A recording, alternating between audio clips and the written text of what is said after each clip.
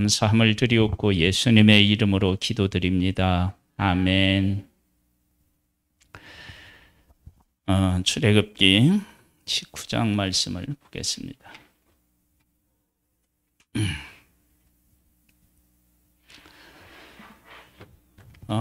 이 말씀은 수요일 날 2주에 걸쳐서 나눈 말씀인데요. 우리 성도님들과도 한번 나누면 좋으리라 그런 생각이 있어서 함께 말씀을 나누겠습니다. 출애굽기 19장 1절에서 6절 말씀을 우리 한번 같이 말씀을 읽겠습니다. 이스라엘 자손이 애굽 땅을 떠난 지 3개월이 되던 날 그들이 시내 광야에 이르니라. 그들이 느비듬을 떠나 시내 광야에 이르러 그 광야에 장막을 치되 이스라엘이 거기 산 앞에 장막을 치니라. 모세가 하나님 앞에 올라가니 여호와께서 산에서 그를 불러 말씀하시되 너는 이같이 애굽 집에 이스라엘 자손에게 말하라. 내가 애굽 사람에게 어떻게 행하였음과 내가 어떻게 독수리 날개로 너희를 업어 내게로 인도하였음을 너희가 보았느니라. 세계가 다 내게 속하였나니 너희가 내 말을 잘 듣고 내 언약을 지키며 너희는 모든 민족 중에서 내 소유가 되겠고 너희가 내게 대하여 제사장 나라가 되며 거룩한 백성이 되리라. 너는 이 말을 이스라엘 자손에게 전할지니라. 아멘. 오늘은 이 어버를 중심으로 해서 말씀을 나누겠습니다. 그걸 내가 보낸다고 안 보냈네요. 그 사모님 제 카톡에서 예림이한테 좀 보내주세요. 카톡에 내 이름으로 내가 올려놓은 카톡이 있어요. 그 모래 위에 발자국 건데 그 영상을 한번 좀 이따 보도록 하겠습니다. 하나님께서 하나님의 백성을 업으셨대요. 그러니까 업으면 업힌 사람의 발이 땅바닥에 안 닿아야 되죠. 그렇죠? 특별히 보호해 주시는 것을 우리가 알아야 돼요. 근데 이제 우리가 하나님을 믿는데 하나님께서 약속하시는 일들이 우리가 생각한 것하고 다를 때가 있죠. 또 어떤 때는 하나님이 분명히 약속하셨는데 약속을 안 지키시는 것처럼 느껴질 때도 사실은 있습니다. 있는 게 아니라 우리들끼리 살살 얘기해요. 하나님 안 들리게. 하나님이 못 들으실 리가 없으시지만 사실 안 들어주신다고 생각할 때가 더 많아요. 사실은. 그런데 하나님께서는 분명히 업어서 인도하셨대요. 업어서 인도하셨다는 내용에 대한 것 준비되었나요? 한번 영상을 본 후에 말씀을 나누도록 하겠습니다.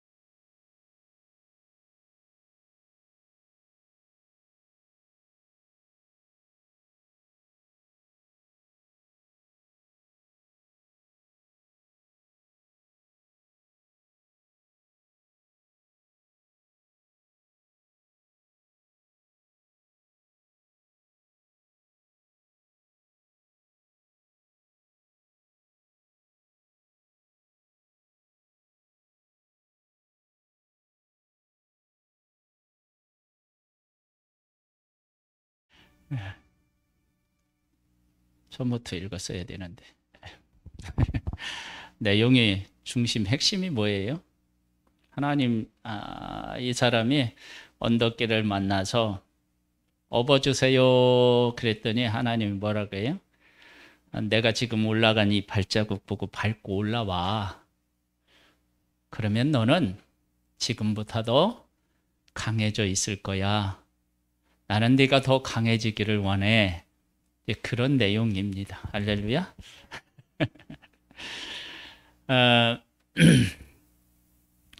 그 창세기, 아니 출애굽기 한번 1장으로 한번 가보겠습니다. 우리 19장을 읽었는데 하나님께서는 분명히 업어서 이끄셨다 그렇게 말씀하셨는데 도대체 업어서 이끄셨다라고 하는 것이 무엇을 의미하는지. 이스라엘 자손이 애굽에 갔어요. 세월이 흐른 후에 요셉을 알지 못하는 새 왕이 일어나 애굽을 다스릴 때 이스라엘 백성들이 생육하고 번성하니까 이제 이들이 생육하고 번성하는 것을 막아야 애굽이라고 하는 나라가 더 안전하겠다, 이런 생각을 하게 됩니다. 그래서 그들에게 어떤 이제 바로가 결정을 내리느냐, 이스라엘 사람들을 노동을 심하게 시키자, 이런 생각을 해요. 그래서 노동을 많이 시켜요. 여러분, 우리 힘들면 어떻게 해요? 집에 가서 쓰러지죠. 그만큼 일을 시키는 거예요. 그런데 이스라엘 백성들이 더 생육하고 번성하는 것입니다. 자, 그러면 하나님께서 이끌어내실 때 바쁜가?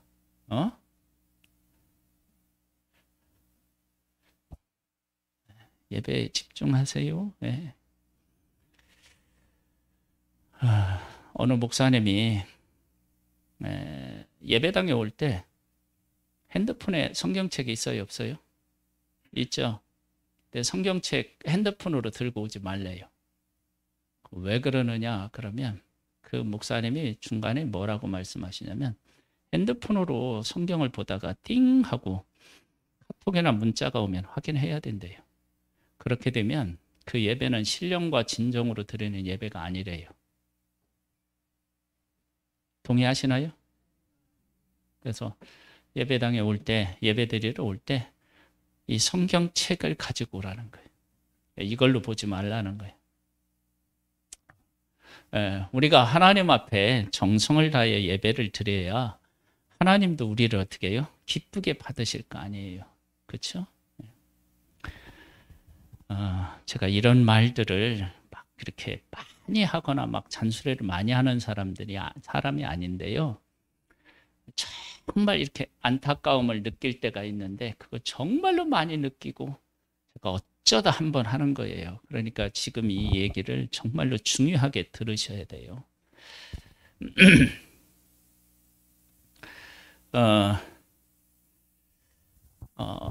이렇게 핍박할수록 더 번성해요. 그러면 이스라엘 백성들 입장에서 봤을 때 핍박을 안 받는 것이 하나님이 이스라엘 백성을 업은 거라고 생각할 수 있죠. 그렇죠?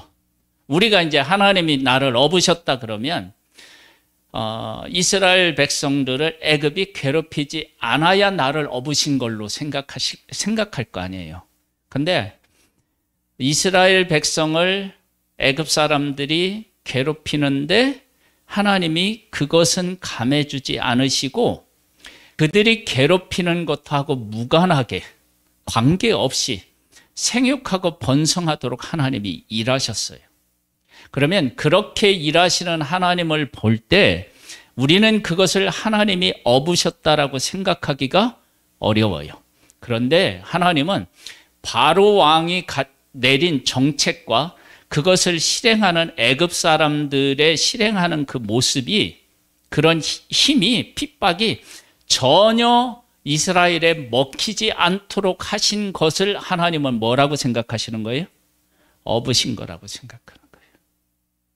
그러니까 하나님이 나를 보호하시고 내 속에 오셔서 일하시는데 고난과 아픔 이런 것들이 싹 사라지고 아무것도 없는 상태를 업은 상태라고 우리는 생각할 수 있는데 하나님 입장에서는 그게 아닌 거예요. 지금 모래 위에 발자국에서 어떻게 해요? 언덕을 만났는데 하나님 나 힘들어요. 이거 업고 건너주세요. 그랬더니 하나님은 그 사람 허리에 밧줄을 묶고 내가 당겨주고 이끌어줄 테니 너 네 발로 이 언덕을 넘어. 그러면 네가 지금까지 살아왔던 것보다 훨씬 더 강력한 한 사람으로 하나님의 사람으로 다시 설 거야. 그렇게 말씀하시고 그렇게 이끄시는 거예요.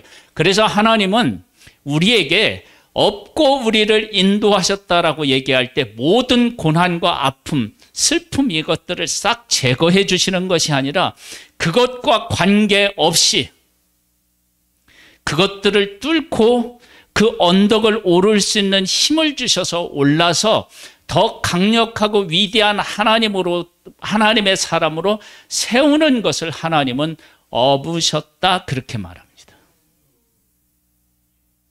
지금 우리들이 하나님 앞에서 그런 입장에서 오해하는 것들을 풀으셔야 됩니다.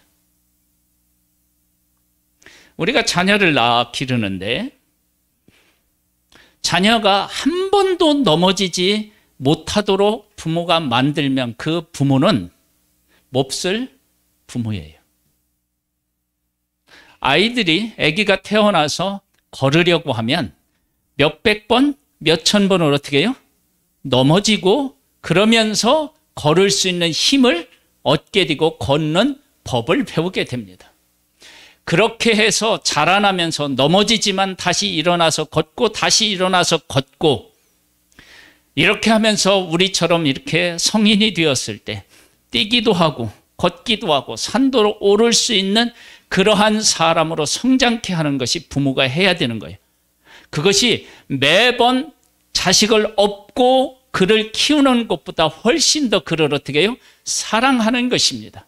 그거와 똑같습니다. 그러니까 지금 우리 안에 어려운 문제가 있을 때 그 어려운 문제를 놓고 하나님 앞에 기도하는데 그 문제를 하나님이 해결해 주시지 않는다고 해서 하나님께서 나를 외면해 버리신 것이 아닌가라고 하는 생각을 하지 말아야 됩니다. 그런 생각이 혹 든다면 그것을 하나님 앞에 나아가서 그 문제를 해결할 수 있어야만 됩니다. 하나님은 우리를 업고 우리를 지금도 인도하십니다. 그 다음에 어떤 일을 하느냐? 심한 노동을 시켰는데도 그들이 생육하고 번성하니까 15절에 보면 애굽 왕이 히브리 산파 십부라라 하는 사람과 부하라 하는 사람에게 말하여 이르되 너희는 히브리 여인을 위하여 해산을 도울 때에 그 자리를 살펴서 아들이거든 그를 죽이고 딸이거든 살려두라. 그런 명령을 내리는데 이 산파들이 바로의 명령대로 따르지 아니하고 하나님을 두려워해서 아들들을 살려줍니다. 그것이 하나님께서 이스라엘 백성을 업으신 거예요. 죽을 수밖에 없는 자리에 사람을 통해서 죽지 않도록 보호하시는 것, 그것이 하나님이 그들을 업으신 거예요. 이렇게 하신 것이 아닙니다. 즉 바로와 애굽 사람들이 중한 노동을 시켰는데도 계속적으로 번성하니까 이제는 안 되겠구나.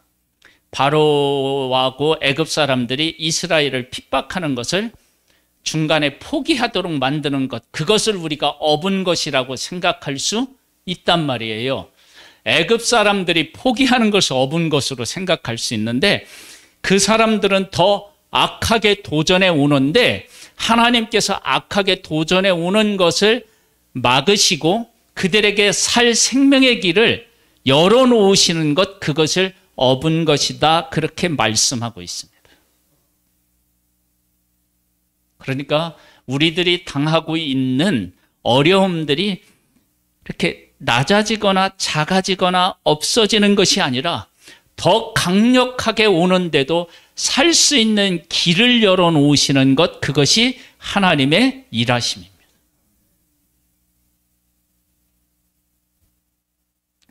바울이 복음을 전할 때 바울에게 임한 그 환난이 엄청났잖아요. 그렇죠? 그런데 그렇게 엄청난 일이 있었는데 바울이 그 환난 때문에 죽지 않았어요. 그리고 그런 환난들을 통해서 하나님의 살아계심을 더 사람들에게 어떻게 해요? 증언할 수 있도록 하셨다고요. 그것이 하나님의 입장에서 보면 이스라엘 백성을 어떻게 한 거예요? 업은 것이다. 그러니까 하나님은 지금도 우리를 업고 인도하십니다. 즉 뭐냐면 우리가 피하여 가야 할 길이 열려 있는 거예요. 그 다음에 세 번째는 어떤 핍박을 하죠? 이제는 산파들이 그렇게 한번 읽어볼까요? 19절에 보면 산파가 바로에게 대답하되 히브리 여인은 애굽 여인과 같지 아니하고 건장하여 산파가 그들에게 이르기 전에 해산하였더이다 하매 하나님이 그 산파들에게 은혜를 베푸시니 그 백성은 번성하고 매우 강해지니라. 그 산파들은 하나님을 경외하였으므로 하나님이 그들의 집안을 흥왕하게 하신지라. 그러므로 바로가 그의 모든 백성에게 명령하여 이르되 아들이 태어나거든 너희는 그를 나일강에 던지고 딸이거든 살려두라 하였더라.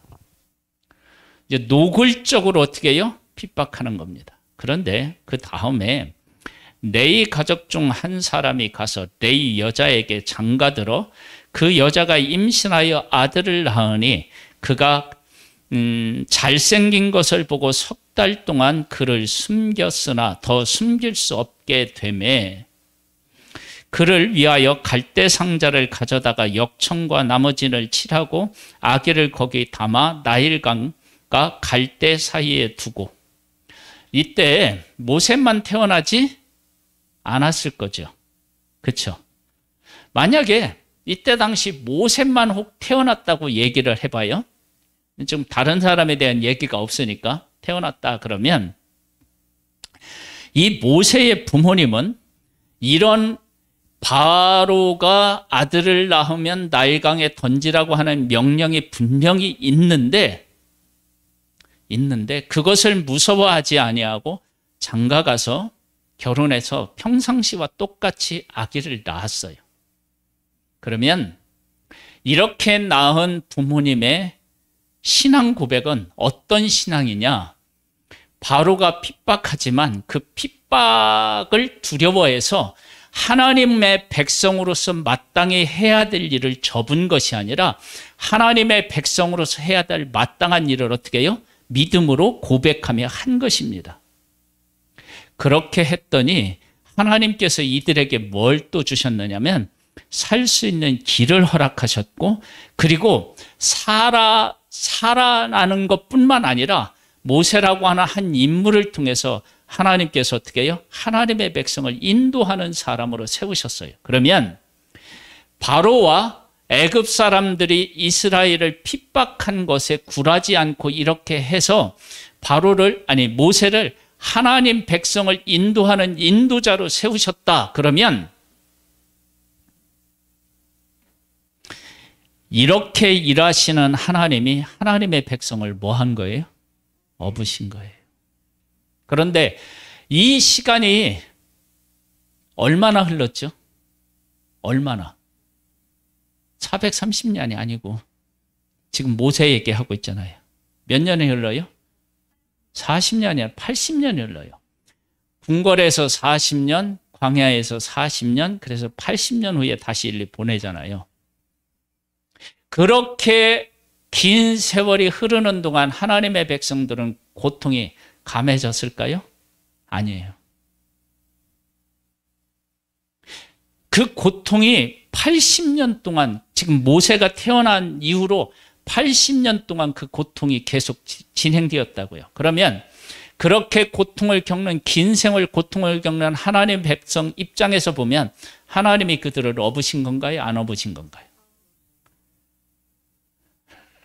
하나님 백성 입장에서 보면 자기들을 내팽개친 것처럼 여겨질 수 있죠. 그러면 그 80년 동안에 고통을 당하다가 이스라엘 백성들 중에 나이 많아서 죽은 사람이 있을까요, 없을까요? 있죠. 그런데 하나님께서는 그 80년 동안에 어떤 일을 하셨느냐?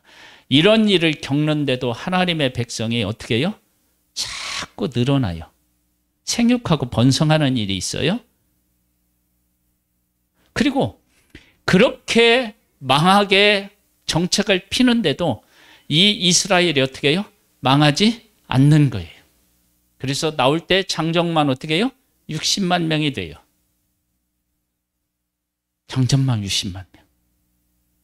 그렇게 하나님께서 하나님의 백성을 세우시는 것을 하나님은 업으신 것이라고 말씀하시고, 그리고 하나님 백성들 입장에서 보면 그 시간이 하나님께서 내팽개치신 것처럼 여겨지는 시간으로 느껴질 수 있다는 거예요. 하나님은 분명히 출애굽기 19장에 내가 너희들을 업어서 너희들을 어떻게 해요? 내게로 인도하셨다, 그렇게 말씀하셔요.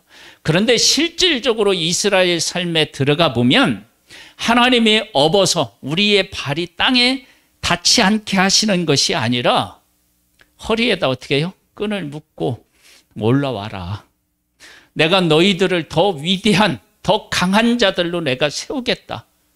그렇게 말씀하시고 그렇게 인도하시는 것을 업은 것이다, 그렇게 말씀하십니다. 지금 삶이 힘들고 어려우신 분들이 계시죠.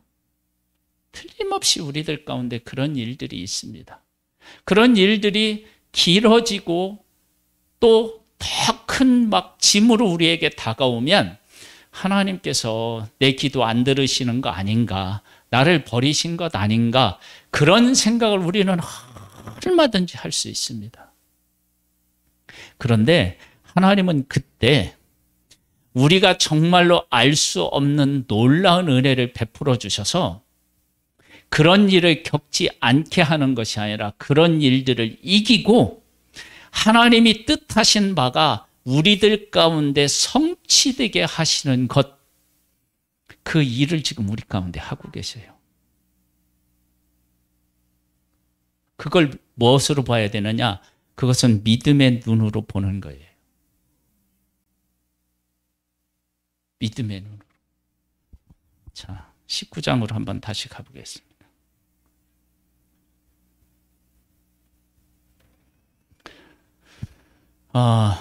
우리가 그 업어서 인도하셨다라고 하는 것이 말씀이 4절에 나오잖아요. 제가 다시 한번 읽어볼게요. 내가 애굽 사람에게 어떻게 행하였음과, 이 행하인 것은 10가지 재앙이 들어있고 홍해를 건너게 한 것이 여기에 들어있겠죠. 내가 어떻게 독수리 날개로 너희를 업어 내게로 인도하였음을 너희가 보았느니라. 자, 이제 이 말씀을 읽으면서 10가지 재앙에 대한 얘기를 잠깐 또 다시 한번 해보겠습니다.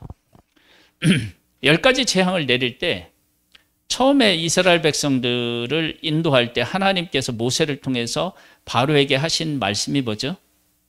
내 백성을 보내라, 그들이 나를 예배하고 제사할 것이다, 그렇게 얘기하자는 광야에 가서 그 말을 전하고 기적을 행했더니 정말로 애굽의 바로왕과 애굽 사람들이 그 말을 두려워한 것이 아니라 비웃었고 이스라엘 백성들이 더 고통 가운데 더 큰 고통을 겪게 되었다고요.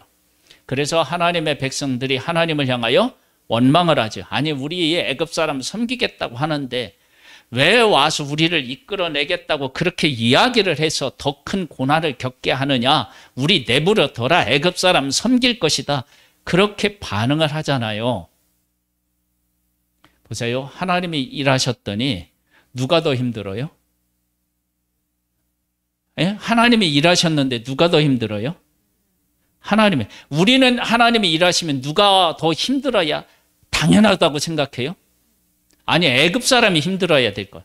애굽 사람들이 힘들어야 당연하다고 생각하는데 거꾸로 하나님의 백성이 어떻게 해요? 더 힘들어요. 그러면 하나님의 백성이 힘들어요? 더 힘들어요?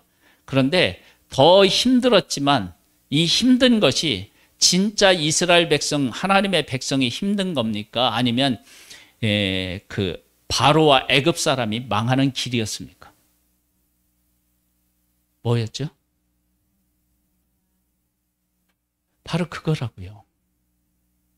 그러니까 하나님이 일하시면 우리는 평안해야 되고 우리 안에 있는 문제는 해결돼야 되는데 반대로 애굽 사람들이 더 날뛰고 하나님의 백성들은 그것 때문에 너무 힘들어하는 상태에 놓이게 되는데 그것이 이스라엘이 망하는 것이 아니라 애굽이 망하는 길이었다고요. 그들이 더 힘이 세서 막 기구만장해서 하나님의 백성을 괴롭히는 것 같았는데 표면적으로 보면 그런데 그 내면으로 들어갔더니 하나님의 백성이 망하는 것이 아니라 그 애굽 사람들이 망하는 길이었다라고 하는 것을 나중에 알게 돼요. 그러면 그때 하나님께서 하나님의 백성이 더 힘들어졌는데 하나님 입장에서 보면 이스라엘 백성을 어떻게 한 거예요? 업으신 거예요. 근데 하나님의 백성 입장에서 보면 어떻게 해요? 더 힘든 거예요. 그러니까 내버려 두라고. 하나님 간섭하지 말라고. 그렇게 이야기했다고요. 여러분 지금 힘드셔요? 아니 나를 괴롭히는 사람이 더 막 이렇게 막 힘을 더 갖고 막 나를 더 힘들게 하는 것 같아요. 그때 믿음의 눈으로 보면요. 저 사람이 하나님 앞에 크게 얻어 터지려고 저러고 있네. 큰일 났네. 이렇게 그 사람을 긍휼히 여길 수 있는 때인지도 몰라요.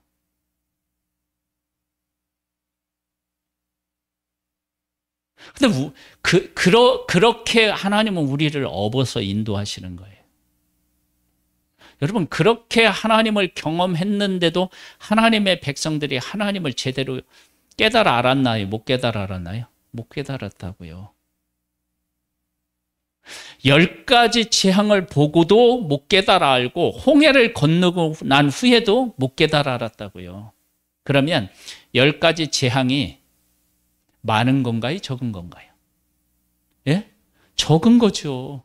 왜냐하면 하나님의 백성이 그렇게 했는데도 못 깨달았다면 만약에 이스라엘 백성들이 5가지 재앙을 통해서 깨닫고 하나님 편에 완전히 섰다 그러면 10가지 재앙이 어떻게 해요? 많은 거겠죠.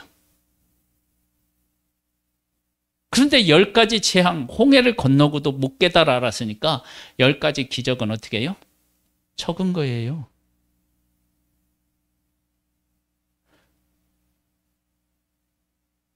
하나님께서 우리들에게 일하실 때 우리가 믿음을 가지고 바라보면 우리 안에 있는 문제가 이렇게 짧아질 수 있어요. 근데 우리가 생각하는 것보다 이렇게 고난이 긴 것은 어쩌면이 아니라 내가 하나님 앞에서 믿음으로 서는 일이 안 된 거예요. 내가 믿음으로 서는 일이 바로 안 되는 거라고요.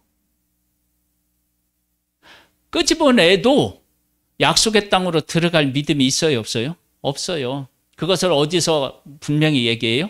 가데스 바네아에서 얘기하잖아요. 12명 보냈더니 그들이 보기에 우리는 뭐라고요? 메뚜기 같다. 그런데 여호수아와 갈렙은 똑같은 일을 경험했는데도 뭐라고 해요? 그들은 우리의 밥이다 그렇게 얘기해요. 그러니까 여호수아와 갈렙은 하나님이 자기 민족을 업어서 인도하셨다라고 하신 사실을 안 것이고 다른 이스라엘 사람들은 어떻게 해요? 아닌 거예요. 지금 우리의 삶에 정말로 하나님을 믿음으로 바라보는 사람들은 하나님께서 나를 업어서 인도하고 계시다는 사실을 보고 고백하는 사람이고요. 그리고 정말 믿음으로 내 삶을 안 보면 하나님께서는 내 기도를 듣지 않으시고 나를 외면하시고 나를 버리신 것처럼 느끼게 되어 있어요. 그것을 내가 노골적으로 얘기하자니 사람들이 나를 향하여 믿음이 없는 것처럼 말할까 봐 차마 그 얘기도 못하고 속으로 끙끙 앓을 수 있다고요. 그런데 내 속에서는 뭐라고 하느냐면 하나님을 하나님으로 인정하고 싶지가 않은 거예요. 그런 갈등을 겪을 수 있다고요.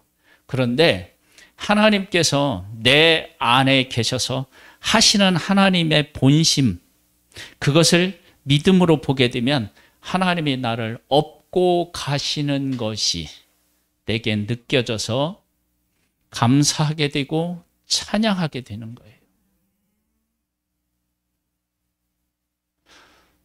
저는 조금 교만한 생각이라고 할 수도 있는데요. 가끔 제가 이런 생각이 들어요. 온 세상이 나 중심으로 돌아가는 것 같다. 아니, 그렇게 하면 여러분들이 기분이 나쁠 수도 있는데요. 그런데 제가 그런 이야기를 그냥 하겠어요. 그건 무슨 뜻을 담고 있느냐 그러면 저도 이제 이렇게 많은 삶을 살았잖아요. 저보다 많이 사신 분들한테는 뭐 그 말이 그렇겠지만 살면서 느끼는 것이 뭐냐면 하나님께서 제 인생에 꼭 필요할 때 정말로 내 인생에 반드시 필요하다고 느끼시는 거면 반드시 그 시간에 일하신다. 그 얘기를 제가 그렇게 고백한 거예요.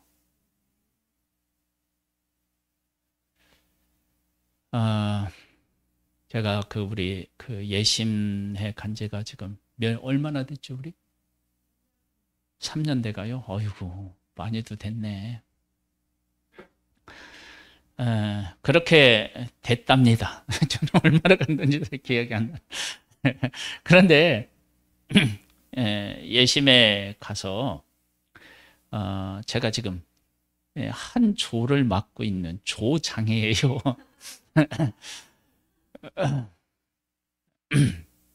그런데 제가 조장이 될 수 있는 자격이 사실은 없어요.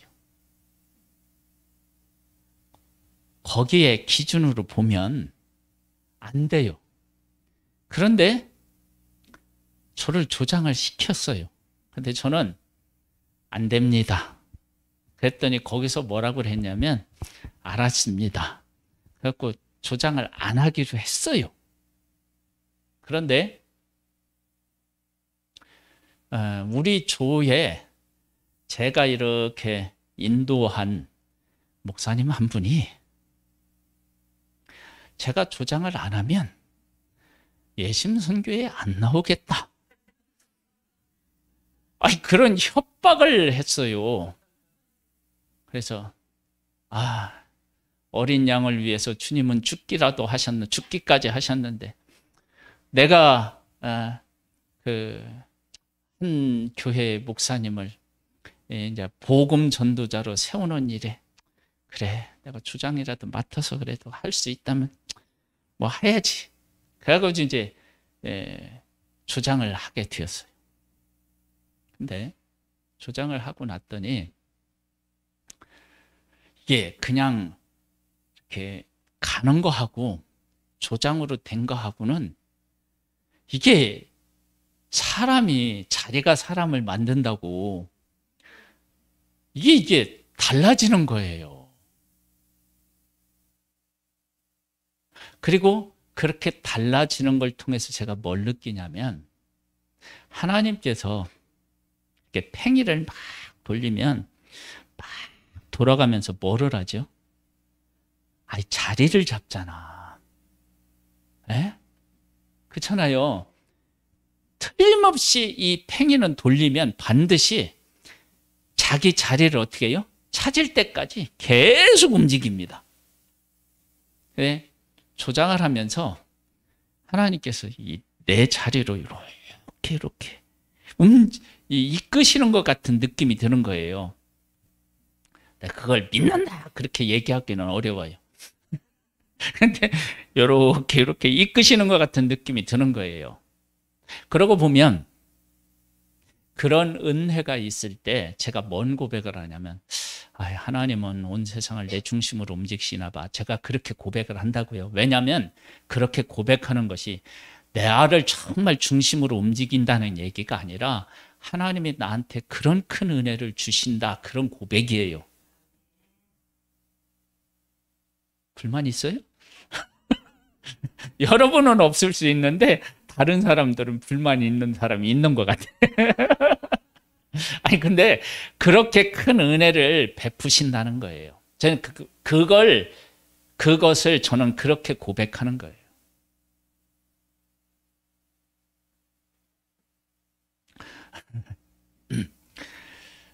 교만에는 약이 없다고 그러더니. 근데 정말 하나님의 그런 큰 은혜를 제가 느끼는 거예요. 그리고 요즘에 이제 조장에 대해서 이렇게 이제 예심에 가면 조장의 위치가 또 있어요. 그런 일들을 이렇게 경험하면서 느끼는 게 뭐냐면, 하나님께서 이런 것을 보고 이런 것을 또 이루시기를 원하신다. 이런 것들이 막 한꺼번에 확 밀려 안 와요. 하나씩 이렇게 다가와요. 그런 것을 보면 하나님께서 나를 지금 어떻게 인도하고 계셔요? 업어서 인도하고. 근데 이런 인도는요, 저한테만 하는 게 아니에요. 제가 그걸 확실하게 우리 성도님들에게 말씀드릴게요. 한 영혼이 그러면 천하 속에 누가 속해 있는 거예요? 아니, 나 말고 세상 모든 사람이 다 속해 있는 거 아니에요. 그 천하라고 하는 것이 그러면 이 하늘과 땅이라고 하는 이 땅덩어리, 하늘 이것만 얘기하는 게 아니잖아요. 그러니까 한 생명이 천하보다 귀하대요. 그러면 다른 사람은 다 도매금이에요? 하나님이 한 사람을 천하보다 귀하게 여긴다는 것은 한 사람 한 사람을 그렇게 여기신다는 거 아니에요. 그러니까 제가 교만한 게 아닌 거니까요. 하나님이 하신 것을 제가 믿음으로 고백하는 거예요. 여러분들도 그런 고백하셔요. 제가 뭐라고 안 해. 정말이에요. 하나님은 한 사람의 생명을 천하보다 귀하게 여기신다고 말씀하셨어요. 그러면 나라고 하는 한 존재가 천하보다 귀한 거예요. 근데 그 천하 속에 누가 속해 있느냐면 나 말고 다른 사람도 다 속해 있는 거예요.